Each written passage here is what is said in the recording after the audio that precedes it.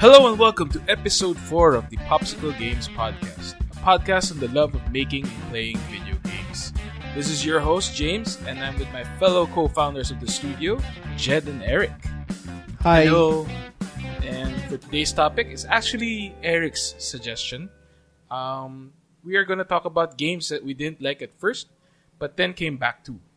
Since, I don't know, for the past 5 years, there have been games that are notoriously bad at launch and then somehow turned around like after a year or so with a massive patch. Or maybe we can also talk about genres that we've dismissed and generalized but then gave it a second chance. So yeah, let's start with some of the games. And we've listed some games that were bad on launch but then came back to. And first on the list is Warframe. I've been playing a lot of Warframe, guys. No, I haven't played this much. Warframe, man. I remember starting Warframe when it was newly launched.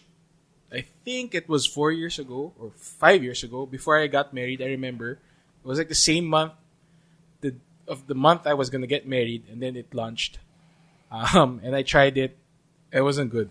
It was super bad at launch. The UI was bad. I didn't know what was going on. Then I think 2 years ago, I gave it another shot because I read a lot of stuff that was good on that they changed a lot of good things. Well, a lot of good changes happened with Warframe, and I gave it a shot. It was super good.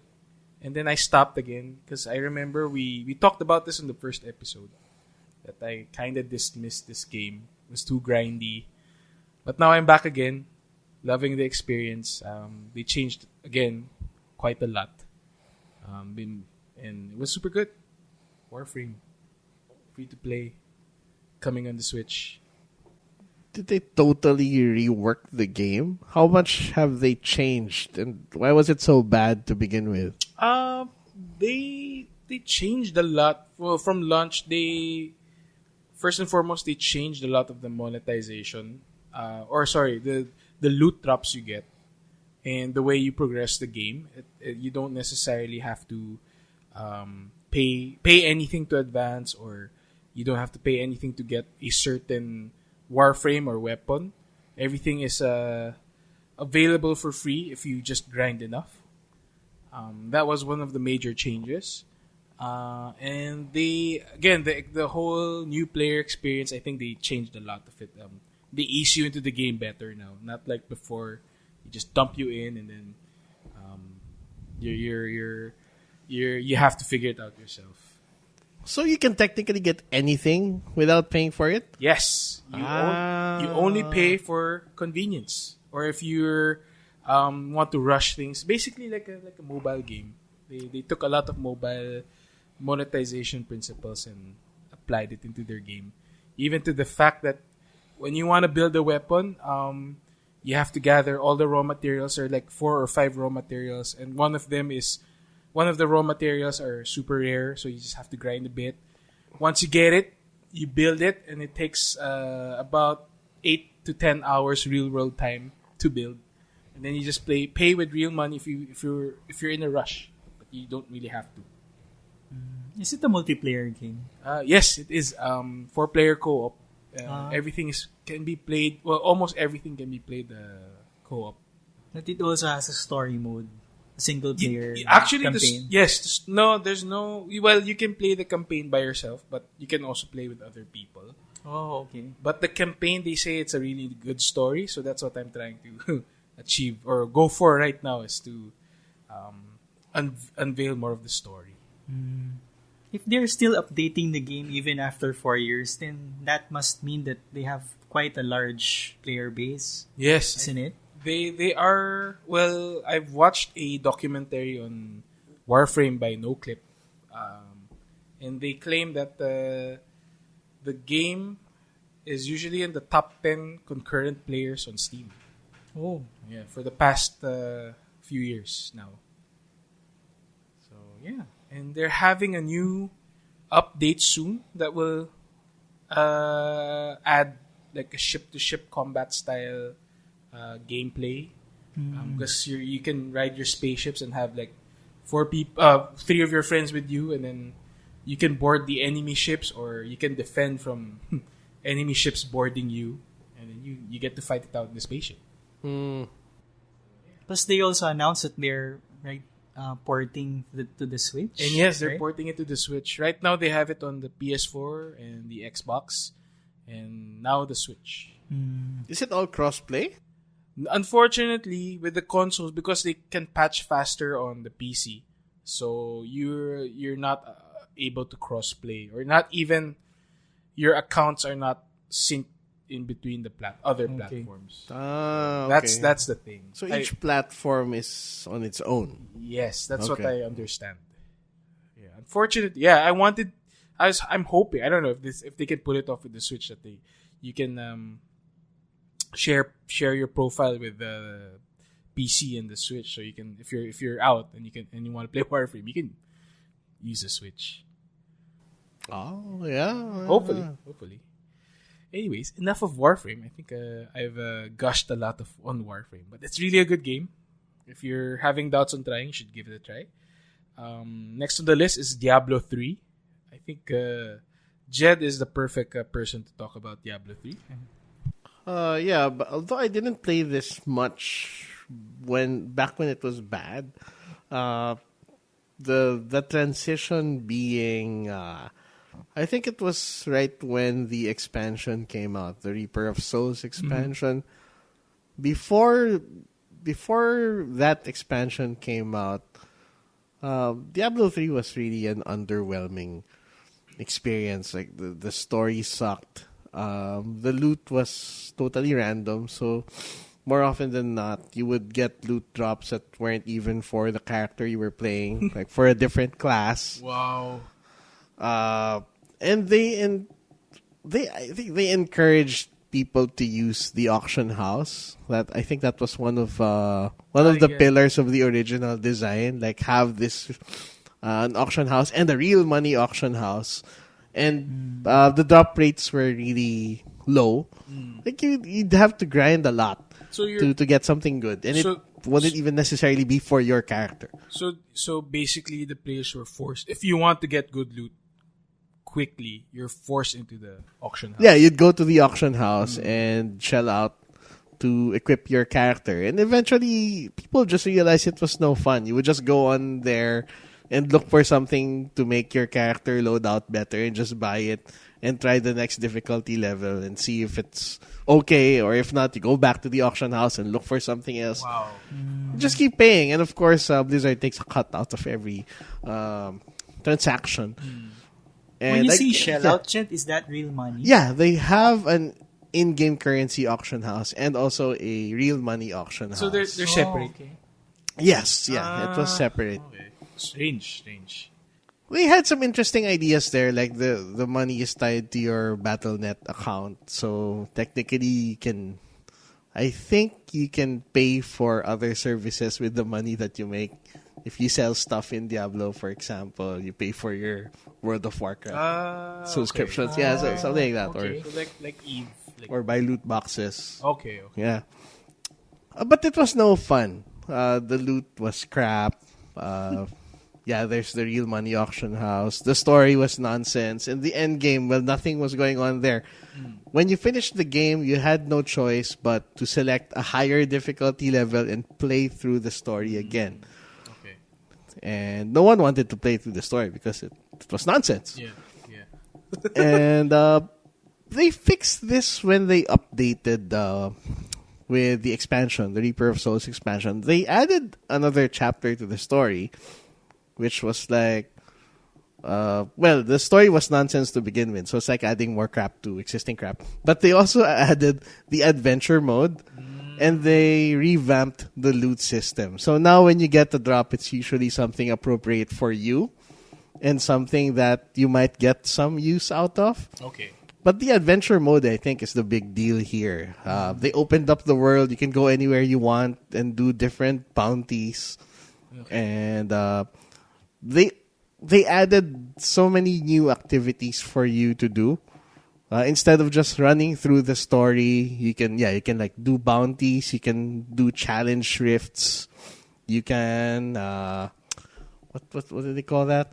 You can do set dungeons, which are special dungeons specifically tooled to challenge a kind of loadout, like a set loadout. So you're required to wear a specific set just to be able to enter that dungeon. And then they give you specific tasks. You have to do this, you have to do that. Okay. Yeah, within this time limit. Yeah. So these changes all came from that DLC. I think so. Well, Wow. some of them came later, like the set dungeons came later. But the concept of having an adventure mode where you're not tied to going through the story from chapter 1 onwards, like you Yeah. can jump wherever you want and do whatever you want. Yeah, it started with the expansion. Oh. Yeah, I remember. I remember we played through the story, pre Reaper of Souls. We finished it, and yeah, I agree, it's super crap. And after that, and then you told me that okay, with the new DLC, it was so good. But unfortunately I came really late. I came back really late with the Diablo 3. But yeah, super good. Yeah, I think a lot of it has to do with how they tweaked the items, the characteristics, and how the sets work. They looked at the sets, they looked at the gameplay styles that players develop through the sets, like what kinds of actions do these sets encourage players to do, and which of those actions are not so much fun to play, and they changed those. So they were willing to go back and tweak everything, the stats, the items, special characteristics of the legendaries and the set items. And they're still doing that until now, and they added more things like seasons and seasonal rewards. And now they have themed seasons. So Yeah, what are theme seasons? yeah, it's a new thing with the current season where every time a treasure goblin? Yeah, every time a treasure goblin spawns, another one spawns. So you get 2 for 1. Wow, okay. Yeah, it's just a little thing that lasts just for this season. Like small modifiers. Yeah, small modifiers. Okay. Kind of like the global events in the Division. Oh, okay. Yeah, Okay, yeah. okay. I get Yeah, it, very I get it. similar. Okay. And speaking of the Division, nice segue. Yeah, let's talk about the Division. I played this on launch. I I remember on launch day, because you need to activate something on a laptop on the training island or the beginning island before you can. Oh, yeah, I Transition. remember this. Yeah, Yeah. I wasn't there, but I heard about it. There was literally a line to do it because you cannot progress unless you activate that particular laptop in game. So people were nice enough to queue and fall in line. I remember I had to fall in line myself before to progress the game. But anyways, that was the launch. But yeah, it had a lot of similar problems to Diablo. I remember there was this case of people blocking doorways. Yes. They do emotes and no one would be able to get through. Yeah. I'm glad they fixed that. But yeah, the main problem of the game was once you're done with the story, which is not bad by the way, you have nothing much else to do. There was not much end game content. Loot drops were not as good as what it is right now. And yeah, the exotic weapons are also pretty boring. They don't really change the game enough as compared to now. But yeah, it was bad at launch, and then when did they patch it? I think it was early this year or late last year when they started getting their act together. Yeah, I don't remember. I don't remember the particular patch. But yeah, I think it was right after the survival mode. They revamped a lot of the backend systems. Yeah, mainly the loot drops. They fixed a lot of the exotics to make it feel really powerful and the time to kill. I think they tweaked a lot of the time to kill to make it really shorter now, because before even the common mobs, it takes a lot of time to kill them. Right now it's just like okay. if you're max level, it's like one press of the left mouse click button and they're dead right away. Okay. So Okay. they tweaked the game better. And what's that game mode we used to play, Jed? The Underground, right? Yes, Underground. Underground. I remember playing Underground when it was first launched. It was okay. The concept was nice, but I didn't see myself grinding a lot on it. But now, I think it's a better experience for grinding. You get, I think, better chances for set items. Before, I don't think you could even get set items in Underground. Okay. Yeah, so that was the Division for me. Anything you want to say, Jed? I don't know. I played a lot of this after they fixed it. Before the patch that fixed the loot drops, all I've played was the campaign, which was good to begin with. So I had nothing to complain about there. I stopped playing after the campaign because I had no idea what I was supposed to do next. And then the next time I installed it was when I heard that they made some improvements. And I wasn't disappointed. I played it for well, definitely many more hours. I'm not sure how many hours I have on my character, but it's a lot. And the loot was okay. You don't feel like you wasted your time with the kind of drops that you were getting after that patch. I guess that was the big deal, fixing the loot drops in the Division and maybe introducing some new items that made grinding through some game modes worthwhile. Better exotic guns and the classified sets. Yeah, the classified sets. Yeah, that's pretty new. Yeah. I also like the new game mode, the wave style. I forget what it's called. Oh yeah, the Call of Duty Zombies mode. Yeah. Basically the horde mode Yes. style. Yeah, and the global events, that's really new also. And I'm glad they added that. It's a nice way to grind out for classified sets. Because I think for each global event, there is a big chance for a specific set to drop. Yeah, they have these specific sets Yeah. that will drop. So they do it before they used to do it like once a month, I think.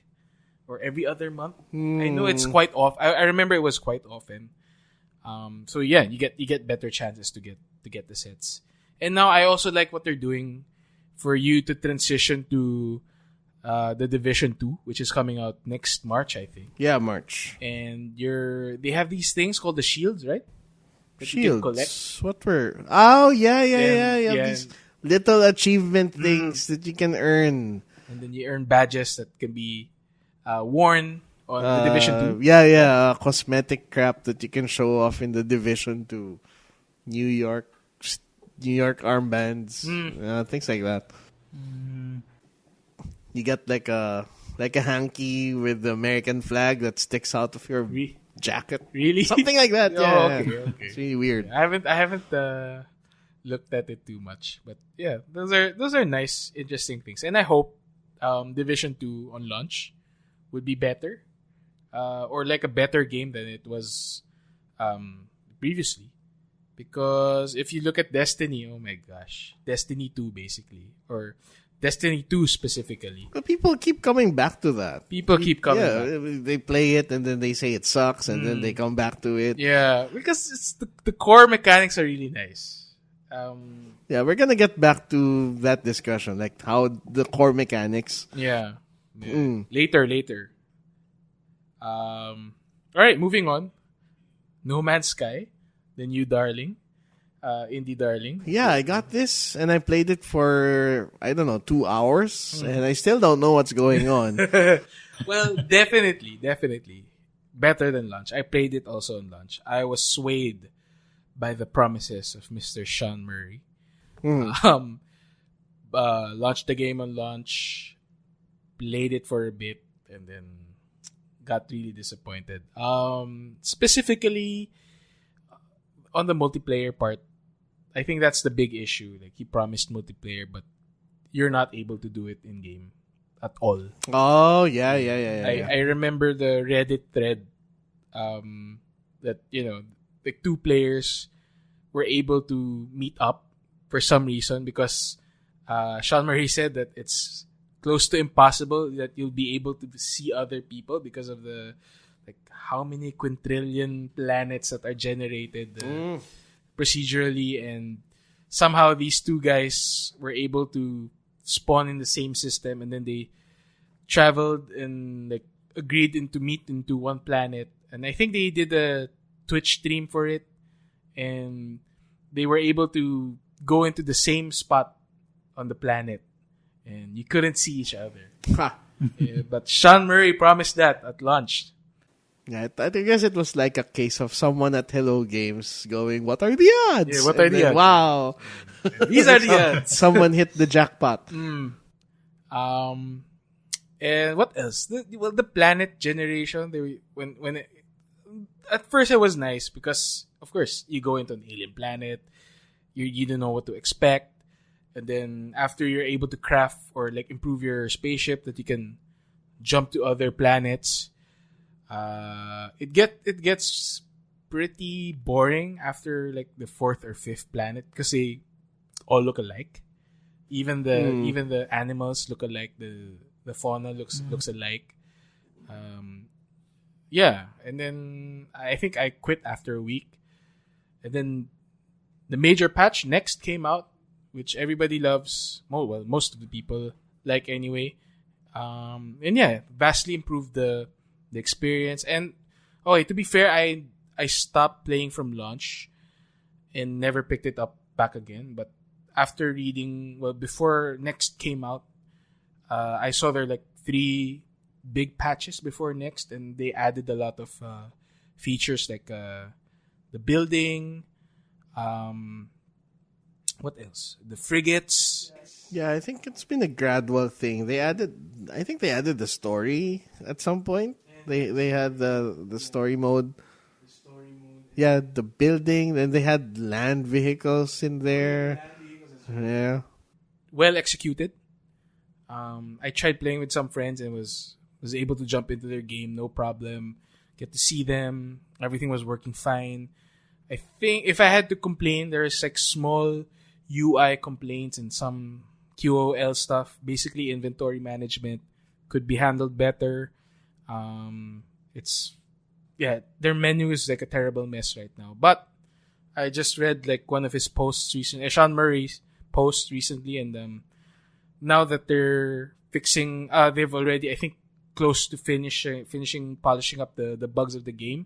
They promise to fix the game further. So hoping that they further improve the experience. Yeah, the crafting system in that game is very tedious after you get started with it, because you always have to start with the very basic building blocks. And I think you never stop scrounging the environment for raw materials, which is a bit odd. It is. It almost feels like mundane work already. Yeah, I have a problem with that. Like you unlock more stuff as you go along. So like it's like you expand your first you expand your sphere of influence, I guess. You can travel farther, explore more places, and you can do more things. But you're still doing those first few things you started out doing. Yeah, you're right. And instead of moving on to something better or something bigger in scope, you're just adding to what you've already been doing all along until it gets, I don't know, unmanageable or You're boring. right. You're right. You get held back by the things that you should have mastered already. Right. Yes. Yeah. Like good example for this is the fuel source for your ship. Whenever you launch your ship, launching fuel. crap. Yeah, and it takes about I think 2 raw materials to make the fuel. Yeah, you have to make that metal plate. The metal plate, and that's right. something else I The forget. container or something. Yeah. And you have to keep on making it because you land and then you launch, land and launch. So frustrating. That's right. So I hope they really improve on this. Can you crossplay with other consoles in No Man's Sky? No, it's again on the Per same platform. platform only. Yeah. Okay. What? As usual, I mean, you have the Sony and Microsoft and the PC thing going on. Is this a game for you, Eric? I mean, I know you and your kid like to play Minecraft. Is this something on your radar, No Man's Sky? I read the reviews and I kind of like the gameplay, but I guess my problem now is I don't have the time to play that kind of game yet. Okay. So I wanna like invest a lot of time when I start playing No Man's Sky. So Okay, yeah, that's a I'm waiting to get to that point. yeah. Same here. I've played after the update came out. I think I played a good like 3 hours of it, but haven't gotten back to it because I keep on playing Warframe. Yeah. It's okay. Next on the list, Dark Souls 1 on the PC. Yeah, I have no I idea. did that. Dark Souls. That was the first Souls game that I played. And well, don't get me wrong, it's always been a good game. But specifically Dark Souls 1 on the PC came out in a terrible state. It shouldn't even exist. It shouldn't even have existed in the first place. I think they just held some kind of poll online about, hey, do you guys want to see Dark Souls on the PC? And it got so many positive reactions that Namco Bandai eventually greenlit a PC version of the game. But then I don't think they had anyone on the team at From Software who was experienced at porting for the PC. So they just took the game like as it was and put it on the PC. So no resolution options, no graphics options. It ran at 30 FPS, 720p. 20p. Yeah, it was shit when it came out. And What year was that? I think it was 2012. Okay. Yeah, Dark 6 Souls. years ago. Yeah, 6 years ago. Wow, Dark Souls was 6 years ago. Wait, so Dark Souls 1 was a PS3 game or a PS4 game? It was a PS3 game. PS3 game. Yeah. And then, this was unheard of. The Souls games are coming to the PC. And wow, it's a crappy port. And I was interested in trying it out for the longest time. I didn't have a PS3 back then. And I was following this game. But, Dark Souls coming out for the PC. Definitely trying that out. But then I heard about all the problems it had. 720p, 30 FPS only, and sometimes the frame rate would dip below that. Wow. And it took a third-party mod. I think the guy's name was Durante. It's called DS Fix. So you can download it now. It basically fixed Dark Souls for the PC. So it unlocked the resolution. You can play at 1080p. Or I think even higher. Yeah, at 60 frames per second. The 60 FPS part of the patch potentially broke some things. But it was worth it. I mean, there was like a danger of you falling through ladders or something. But it was worth it for 60 FPS. And I played the game that way. At 60 FPS at full HD resolution. And I don't think I would have played it if it wasn't for that patch. So this was a free patch made by a fan. Yeah, it was a fan patch. Wow. And From Software never even bothered to go back and patch Go the back and game. fix it. Yeah, there was this patch. They have all three Souls games on the PC, right? Yes. Wow, Yes. okay. Well, recently they released Dark Souls Remastered on the PC, and finally it runs well. Okay, so that's the definitive version. Yeah. That's the official definitive release. But Okay. it took them like literally 6 years to Wow. fix Dark Souls on the PC. And, And up to that point, it was some third-party fan. For you to be able to play it the proper way. Wow. And the remastered version is coming out on the Switch, right? Yeah, I think it is out. Is it? I'm not It's out sure. already. Okay. Yeah, I'm not sure. I have to check. But I think it's out. Although it only runs at 30 FPS on the Switch. But on PC, it's all 60. and Yeah, 60. 60. Okay. And Cool. that patch, Jed, was it free patch Yes, it is. made You by a can- third party. You can just go to Nexus Mods and download it. It's like 100 KB. So Wow, 100 KB just to fix all the big things, huh? yeah, I think Wow. it just does something with the DirectX wrapper. Okay. So Something there. It's funny that the game itself is able to achieve 60 frames without having to do a lot. Yeah, you just need a tiny file. Just put it in there and it works. Okay. So I guess someone on the Dark Souls team really wasn't. Yeah. I mean, no one was familiar with how Windows worked or how DirectX worked. Okay. But they learned that Dark Souls 2 and Dark Souls 3 were good PC releases.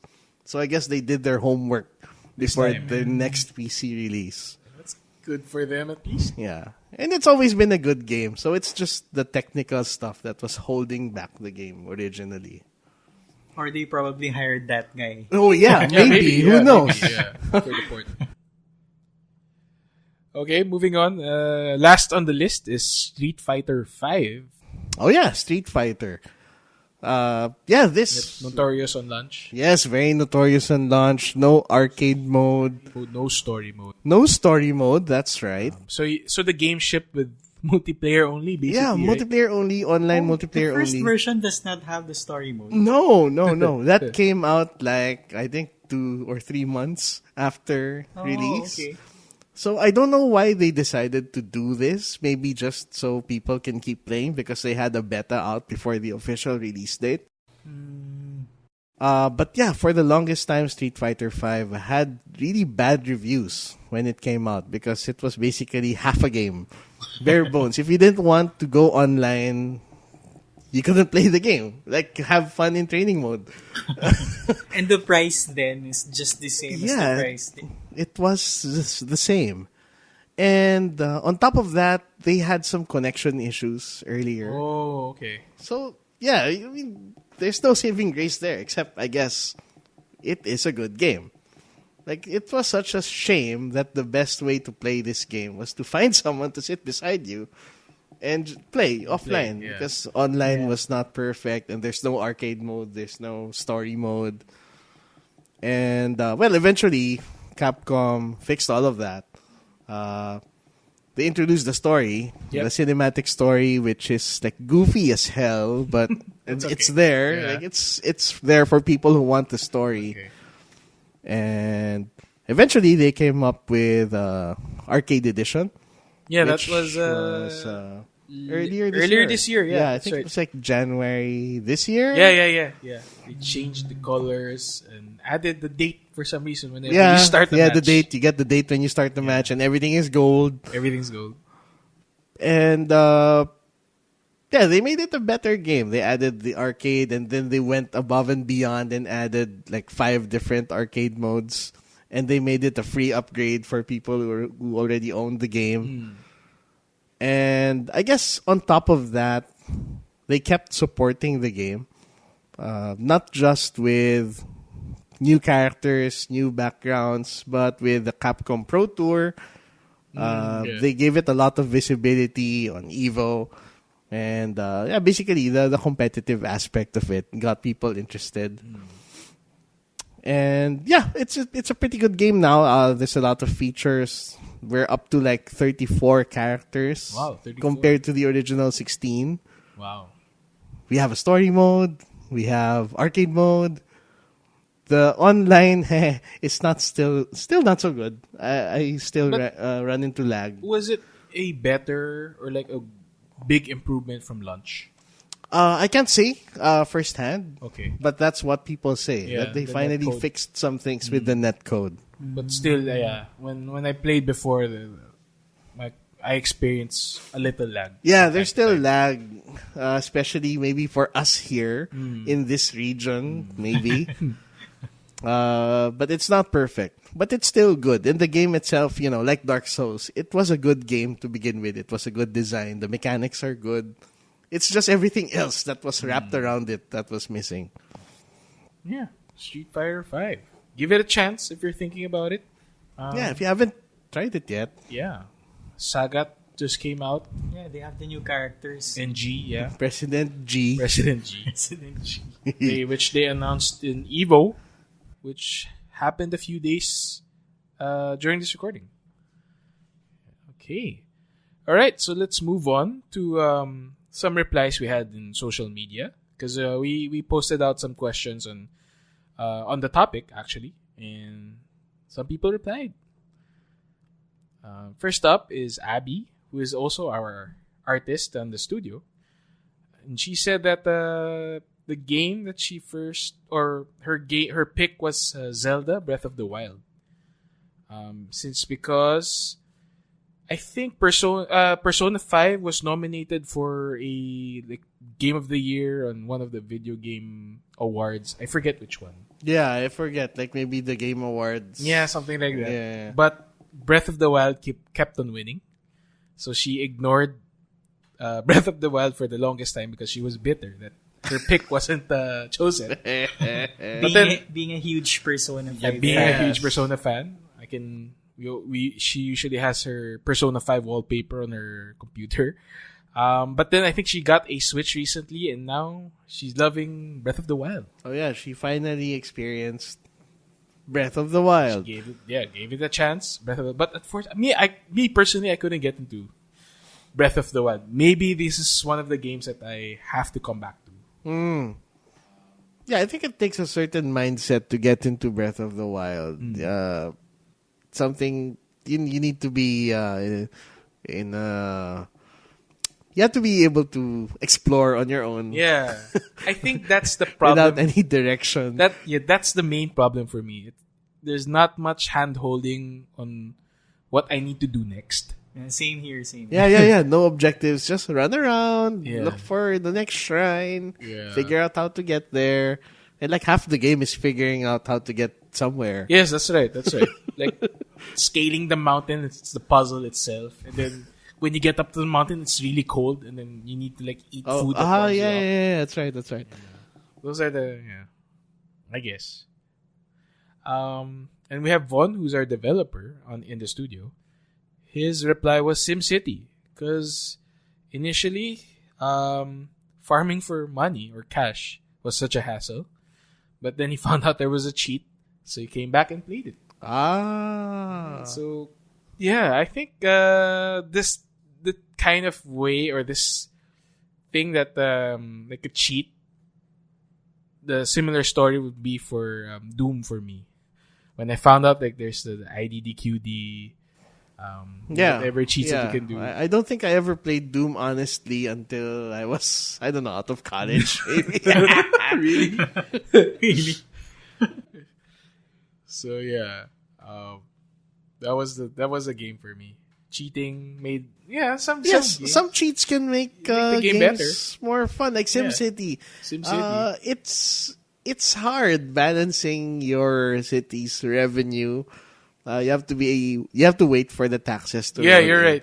And I couldn't understand before when I was playing. I played a lot of SimCity when I was younger. I couldn't understand why people were getting angry when I raised up the taxes. Oh yeah. I mean, you'd see this number Yeah. and you'd jack it up from 8%. Oh, let's go for 15%. Yeah, why not? Why? I'm making so much money, and people are picketing outside the what's wrong? city hall. And now I'm angry because of the taxes that we have to pay. So hi, Jesus. And we have JV, who's our friend. Hey, JV. And he said The Witcher 1 because Yes, good answer. it was so buggy and a heavy tech requirement at first. And then he came back because he had an upgraded system and they released an enhanced edition. Yeah, I played this game when it was new.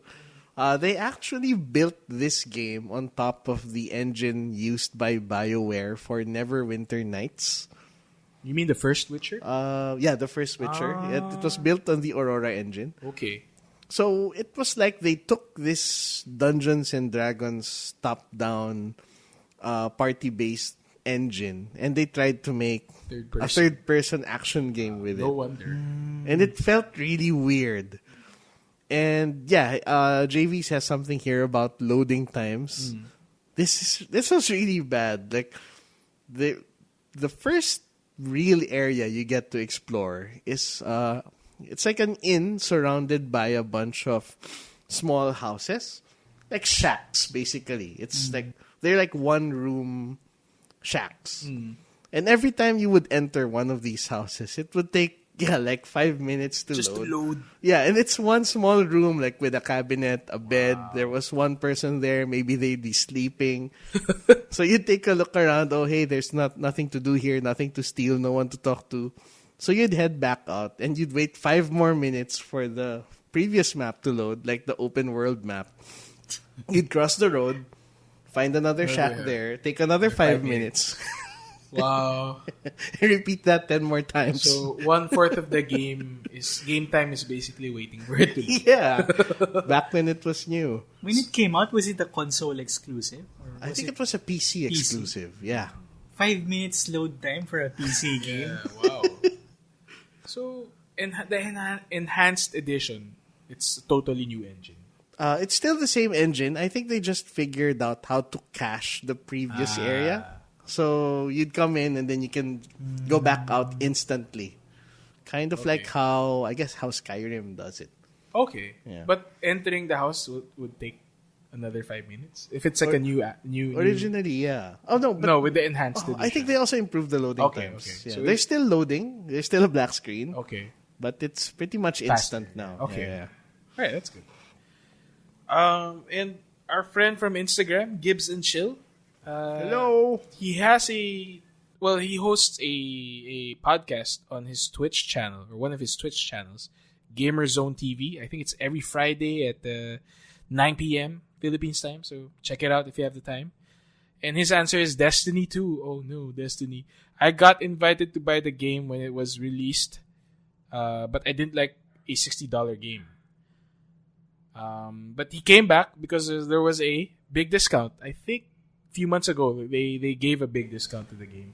Oh yeah, I bought the expansions, never played them. And now he's loving it ever since. Good for you, sir. I stopped playing Destiny like a few days ago, right after they introduced right before the Solstice of Heroes event or something like that, which happened earlier this week. I was I think it's because I was burnt out because I grinded for the faction rally event. That you have to reach level 50 to get a special catalyst for one of the exotic guns. And Jesus Christ. Sorry, I am rambling, but if you play Destiny, you know how such a grind is. I mean, it's not even an enjoyable grind. I'm sorry. Okay, I'm complaining again about Really? Destiny. It's Yeah. not. Because the mechanics they use on purpose, it slows you down, basically, for the grind. Because, just again, a review on how the faction rally works. To be able to, because for faction rally, you pledge to one of the 3 factions in the game, and then that's tied to your account. Every time you do a specific activity, like a public event, you earn faction tokens. Every time you complete, say again, a public event, you earn renown. Renown basically is a mechanic where you give more damage, but you also get more damage back when enemies damage you. Okay. So you can earn as much as, I think, 5 like renown points, and this scales up, of course.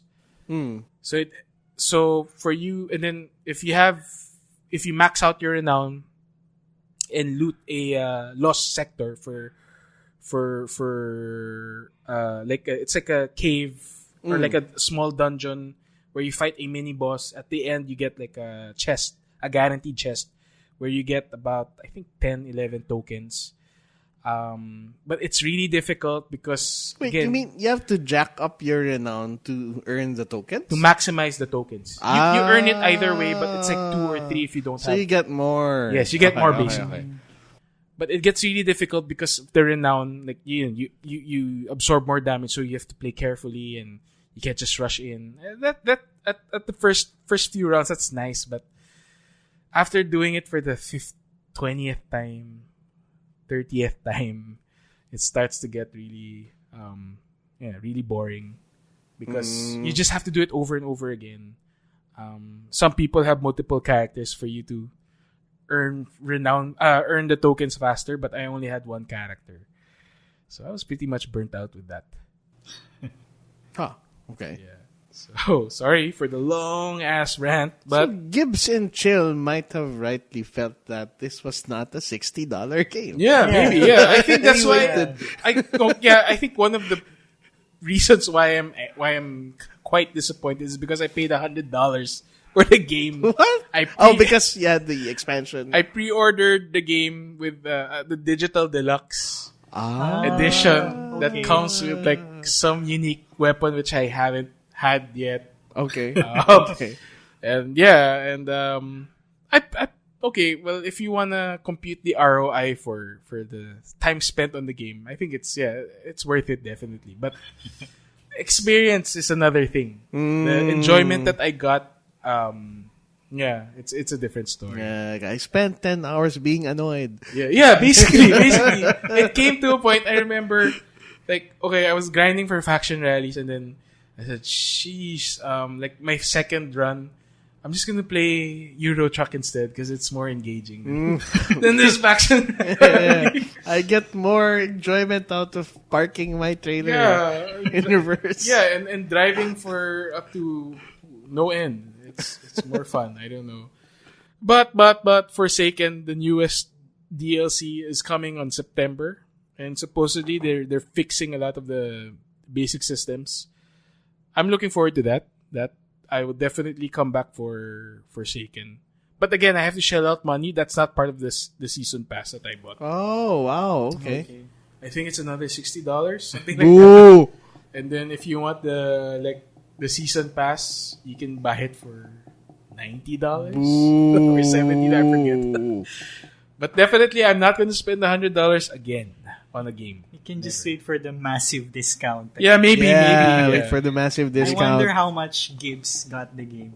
Yeah. I think if he got it on the big discount, I think he got it for like $10-$15. I know it was really Wow, big. that's not was really bad. How much did you get how much did you get the DLCs for? It's 2 expansions, right? Yeah. So I got them both for $20 total. Oh, so $10 each. Yeah. Nice, not bad. Yeah, so I'm quite salty about shelling $100 for a game that I kind of enjoy, but not really. Anyways, moving on. Okay, so I place here. Are we concerned with the new trend of games releasing like so and then we wait for a patch, like a big patch for the year after, and then everything is right, everything is good? Is this a concern that the industry is moving towards this trend? Well, yeah, I saw this question and I looked it up on Google, like what games came out that were bad and then were eventually good. And I think it was like basically the same 10 games over and over. Like you had No Man's Sky, of course, and Diablo 3 and Street Fighter and some other games like Elder Scrolls Online was there. Yeah, Final you're right. Fantasy 14. You're right. I forgot to these list that games. here. Yeah, Final Fantasy 14 is a good example. It's a good Okay, sorry. Talking about Final Fantasy 14 real quick. Again, No Clip has a good documentary on how Final Fantasy 14 transitioned from being bad at launch, and then it became really good when they re-released it. That's why it's called A Realm Reborn. They have a whole backstory. Yeah, it was nice that they incorporated, like, they basically destroyed the first world when it launched, and then relaunched it and called it Realm Reborn, and then they tied that into the story that whole thing happened, that like the cataclysm and whatever. And then, like everyone who played the shitty version of the game saved the world. basically, They sacrificed themselves for Yeah. everyone else to have a good time. Yeah, that's right. And it's I don't know, this is like the first time I'm hearing it like happened like for a game. Oh, Like, no other game has done yeah, this. Yeah. And the game is much better now. Yeah, that's true. That's true. The first Destiny was also like this. Oh yeah, I hear. Again, I wasn't there to have played same. it. I never played the first, but I heard it was really bad. it was really bad at launch. Originally. And then one of the big DLCs, they call it the Comet because it's like really big. I don't know. That's how Bungie calls it.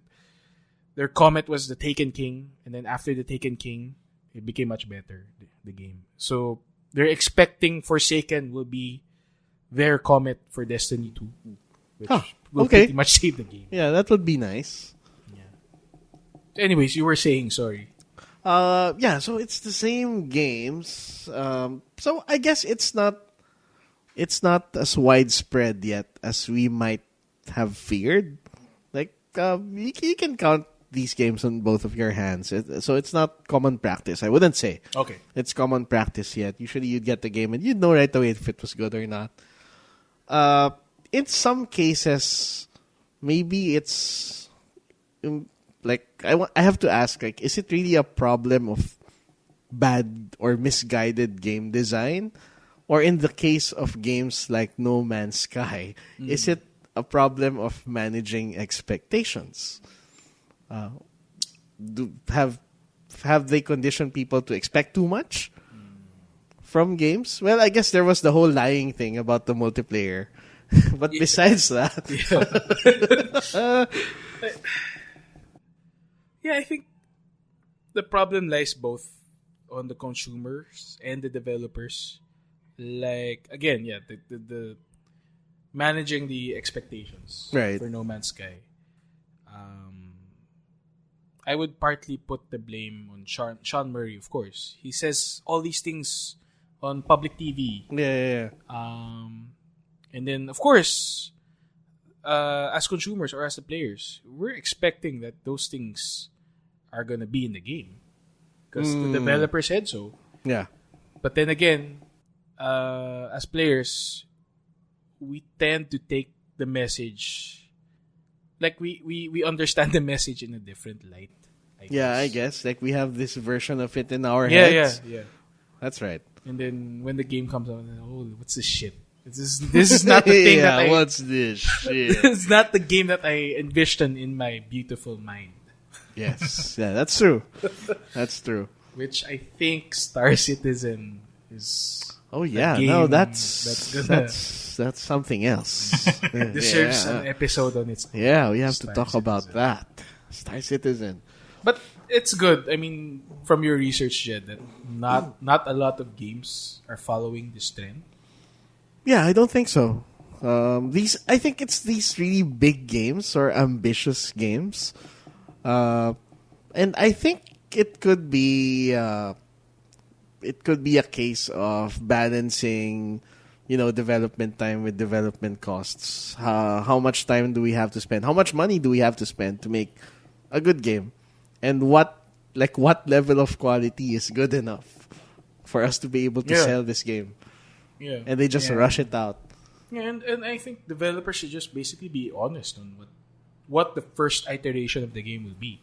Yeah, that's true. Like maybe they're afraid of saying outright, "Hey guys, this game is not going to have arcade mode." Yeah. But Yeah. you have to enjoy it anyway. They might be held back by the corporate or like the CEO or whatever, but yeah, I mean, these companies are mostly public. Well, not Sean Murray's company, but Yeah. like the other companies like The Division, Ubisoft, EA, they're all public, and I think they need to say certain things to keep the investors happy. Yeah.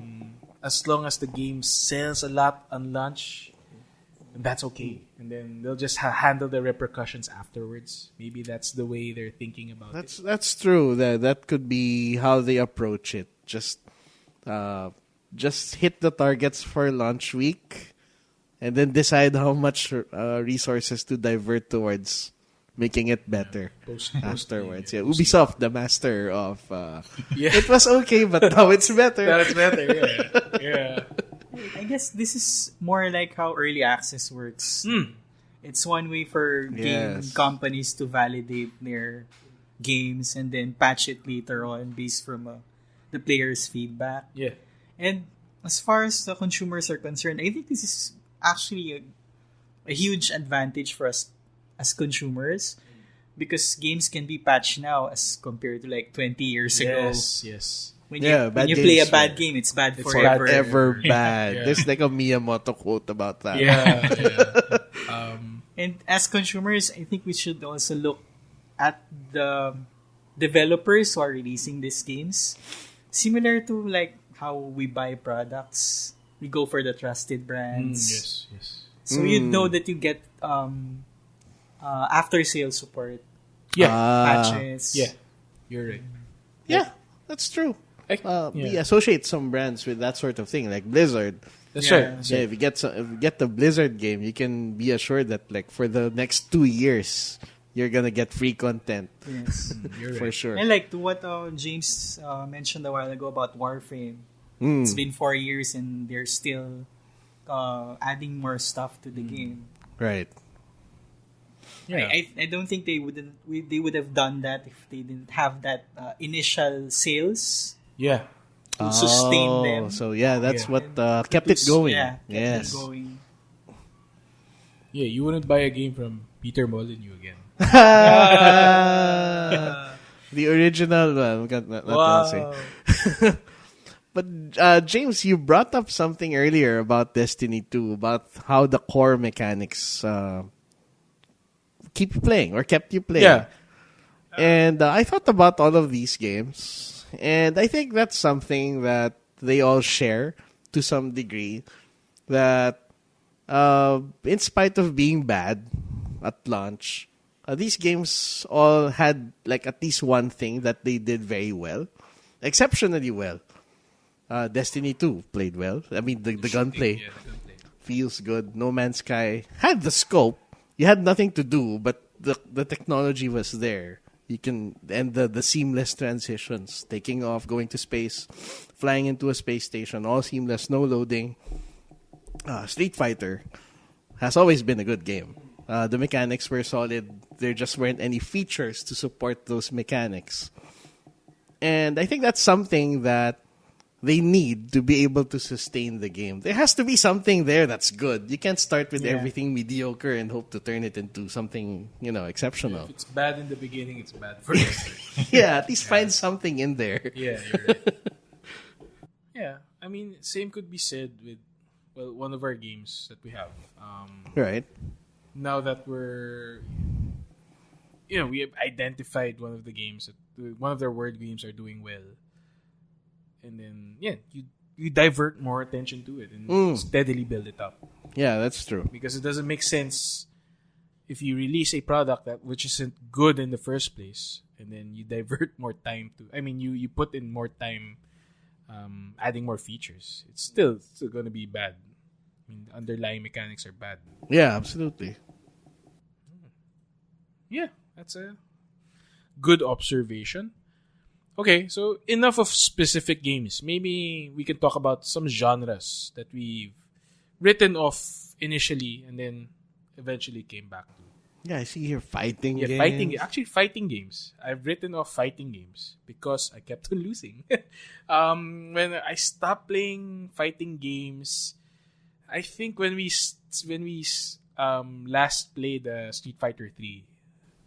Oh, yeah, college, I remember college that. times. Yeah. Street And- Fighter. Yeah, when I graduated from college until like late last year, I just written off fighting games completely. Wow, that's like more than a decade. yeah. Not They give me playing feel fighting old. games. Yeah, but more than a decade. That's right. And then you reintroduced the fighting games back to me, Jed. By like you said, oh, go watch this video of the completionist for Oh, yeah, Road the to dojo. Evo. The dojo. Yeah, it's a really good series. And I was super hyped again, learning all the fundamentals and the techniques. And yeah, just basically learning fighting games properly now. And I'm enjoying them again. Yeah, I think it's something that you can only really enjoy if you understand how it works. Or if you know what you're doing, I guess. Yeah, Like, yeah. apparently, we didn't know what we were Yeah, doing. exactly. Just bashing buttons. Yeah. Doing supers, raw supers. Raw super. Raw or wake up super. Wake up super, yeah, hoping to get the hit. Yeah.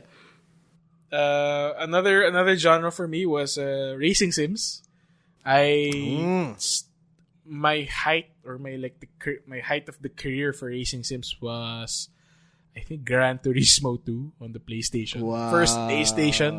I remember literally 2 decades ago.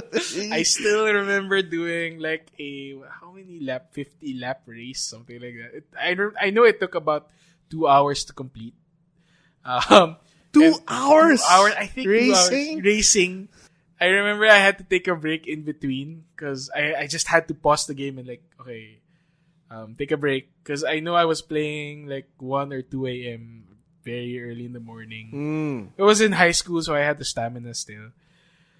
But after that, I stopped playing racing. Well, I dabbled on some simcades like Forza Horizon, and other simcade racing games. And then recently, I don't know, it's weird. I remember we were talking about I bought a racing wheel. Yeah, a racing wheel. And then originally it was for Euro Truck, but now I've been playing a lot of iRacing. Still. I ranked up recently and Yay. trying other cars. But yeah, like fighting games, like what you said, Jed, it gets more enjoyable once you know what you're doing. Okay. Yeah. Knowing all the new techniques of cornering into the apex, trail braking, and all that. The experience for me has really enhanced. Knowing all these basic fundamentals in competitive racing. Right. Yeah. And for Jet, horror, I didn't know you written off horror and then. Yeah. I mean, this was many years ago, actually. When a horror game was basically like a clone of Resident Evil or Silent Hill. Okay. It got to the point where everything was like that. Like a survival horror thing where you just wander around with limited ammo, getting scared, maybe. I guess this turned around when I played Penumbra, which was the game that Frictional developed before Amnesia. Yeah. Because it was the first game I played. I don't know if this is the first game of its type. Probably not. Like there's Clock Tower and such. Where you couldn't really fight back. All you could do is hide and wait for something scary to pass. And I thought it was really clever that they added this mechanic where you can't even look directly at the monsters. Because you'd go insane and then they'd catch you.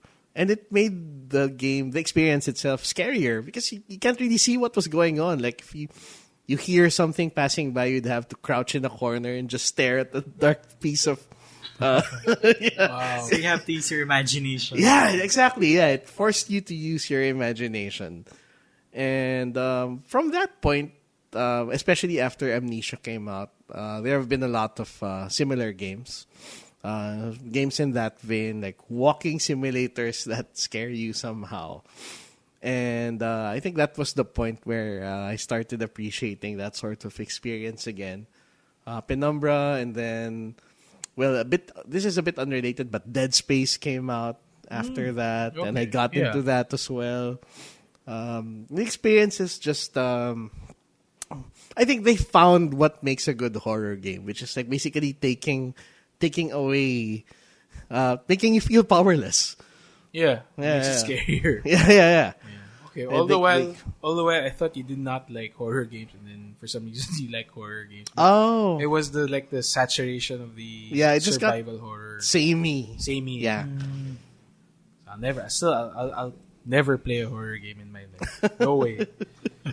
Adventure games also, Jed. Yeah, in adventure games. I mean, you guys know like when adventure games died.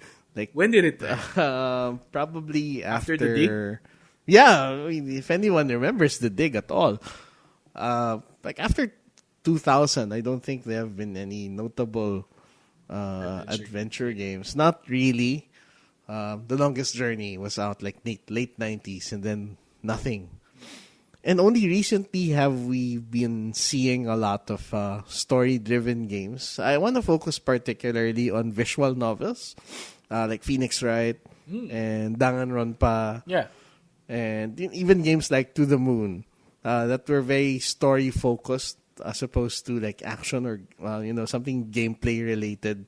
More of going through a narrative that was interactive somehow, even if it was just you walking around talking to people. It's something that has seen a bit of a resurgence recently. Visual novels. Even the Telltale games. Yes, good example. Yeah, the Telltale games, the Walking Dead games, of course, and everything that came after that. Batman. I like how they are able to connect all the episodes. Like the decisions that you made from previous episodes are still affecting your game. Yeah. That's true. That's a big draw. So you shape the story in some way. And that's actually a new concept that we didn't get back in the day. That you just play through a story. In the old adventure games. It's Monkey very Island. Linear. Yeah, and now they have branching, to a degree, branching narratives. How about Heavy Rain? Or, never finished. Finish Never it. finished Heavy it, but Rain. I have it on PS Plus. It was free. It's free in PS Plus. I need to install it. Relive the moment where the dad calls out for his son. I know who the bad guy is. Spoiler. How about you, Eric? Any genres that you've written off and then came back? For me, I think it would probably be card games. Card games. I used to be a hardcore physical card gamer way back in high school and Magic? college. Magic, Netrunner. Wow, Netrunner. That vampire game, the Jihad. Jihad. Yeah. Wow. And then I actually Magic released a digital game, a PC game before. Yeah. I gave it a try, but it wasn't. The social aspect wasn't there, so it kind of didn't feel like playing Magic at all. So then I stopped playing the card games. Then recently, about I think 2 years ago, when Hearthstone they launched Hearthstone, I played it first time on the PC. I remember I couldn't justify myself playing hours in front of the PC and flipping cards. cards. So I kind of got turned off actually. And wow. you guys know that Hearthstone is one of my all-time favorite games. Yeah. So in my case, it's probably a case of accessibility. When they released Hearthstone on the tablet, I fell in love with the game again. It felt different when you play on the couch or you play on the bed, as opposed to like sitting in front of the computer. Yeah. And also the fact that I can like bring it everywhere, anywhere. So I That's can right. install it on my phone. I have it on my tablet. I actually don't play it on the PC anymore. So I got into card games again because of that transition. Cool. And I also tried the Magic digital game on the tablet.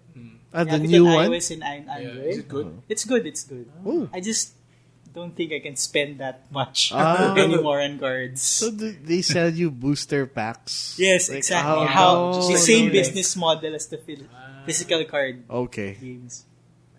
Wow. CCG. Yeah, Have, CCG. have you tried any other card games since Hearthstone? I think I've only tried Magic, and there's this other card game I tried on the iPad like a year ago. I forgot the title, but it's basically the same. The same model. You collect the cards. You build the deck around it.